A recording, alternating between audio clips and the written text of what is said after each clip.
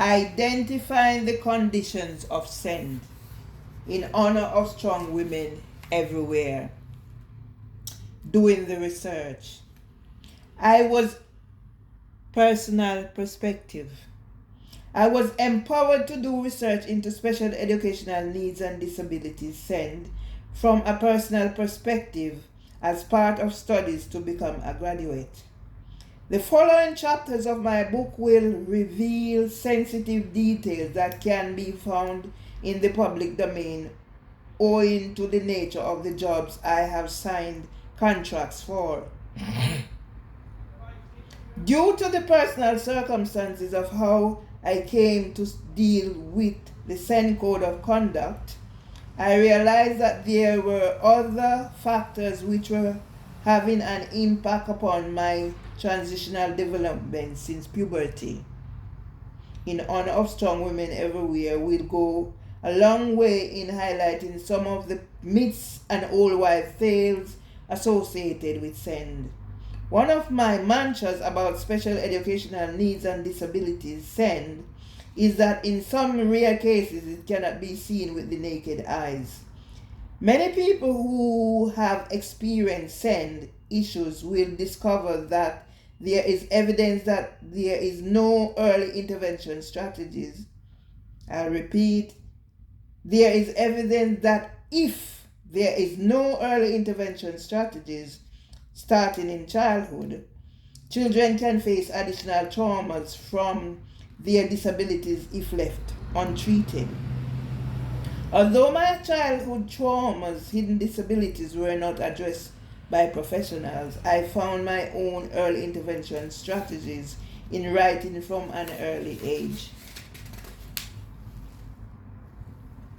It took enhancing knowledge via studies, my working and personal experiences, and even being a participant in the experiences of multiple discrimination, Maria Hudson 2012, for me to share my contributions, which was a part of my research into A Voice of a Child, a project I conducted for Leaf CEO June O'Sullivan in 2010.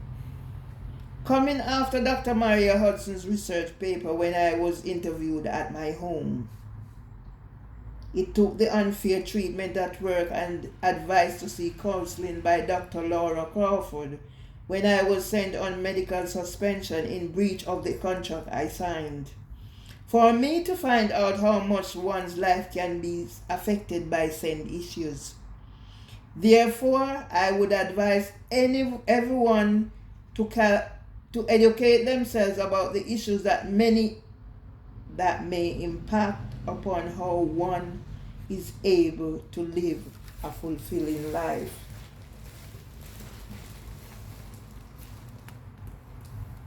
I grew up in rural Jamaica with a family that was affected by difficult disabilities, prolonged sicknesses and suffering, as well as poverty.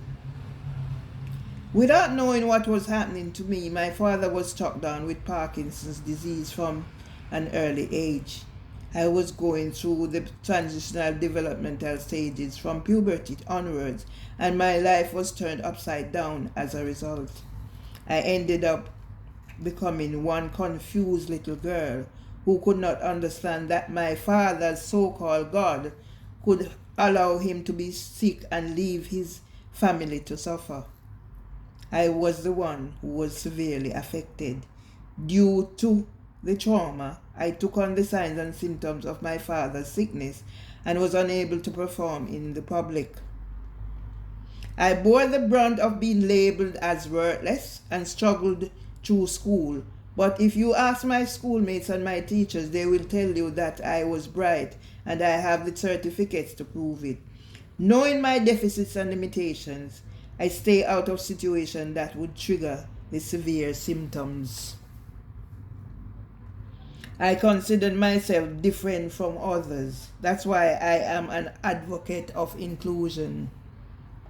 Implementing and promoting of the early intervention strategies. In my roles as the EYFS coordinator, Senko and multi-generational working approach facilitator.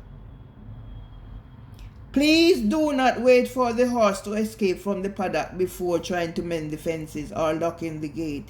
If you do, you will miss your blessings. The evidence is conclusive that SEN conditions which are present from childhood, if not dealt with in line with the SEN code of conduct, can blight the lives of individuals into adulthood. I am proof that it happens. Google is where my experiences and life stories are documented. However, I must make it clear that I was the victim of systemic institutional discrimination that triggered my post-traumatic stress disorder after I experienced bereavement and losses. My wishes are for my readers to benefit and be inspired. I was diagnosed with chronic anxiety on Monday the 18th of July 2006 for my Health and Social Care Commission Social Care Examination with the Open University 2004 to 2010. Because I did not have a medical diagnosis for Parkinson's disease, to date I was only able to get treatment after the occupational health doctor passed me fit for work when concerns were raised about alleged behaviors that were not deemed normal. The doctor advised me to get counseling to find out why I react the way I do to certain situations. I have since had counseling from the professionals at the Maudsley Hospital. Although I'm not cured, I am in control of my life once more, and I am nearly back to good form before the time when my father took sick.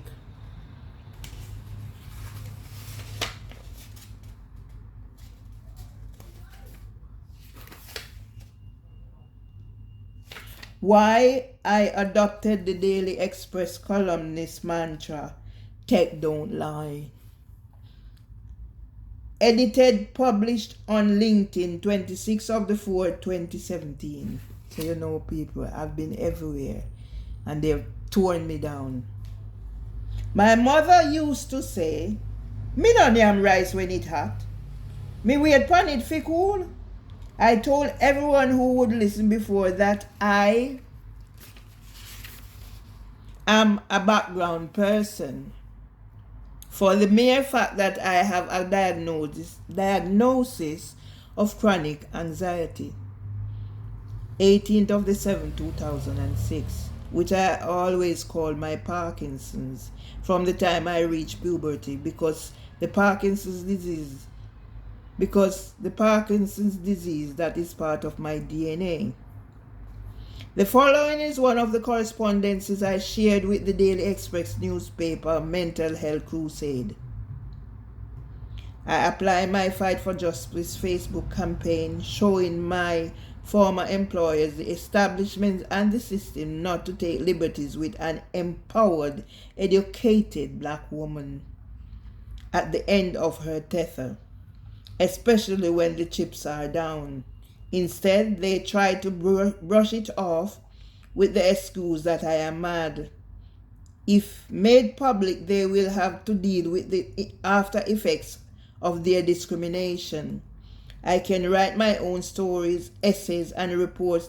This is my first book. My manuscripts were stolen, and the content changed, then published without my permission to distort who I am. The police was sent to section me from a malicious report that I allegedly write on Facebook. I was feeling suicidal. All this is to come. Yeah, I have been inspired. If you don't want to hear my voice rumbling on and on, get your copy of In Honor of Strong Women Everywhere. I also wrote a book for my husband, but everything has been burgled, and 33 years of my life in the United Kingdom has been wiped and taken away. But if you go on Google, everywhere that they have taken my things, it's there, and it can never be erased.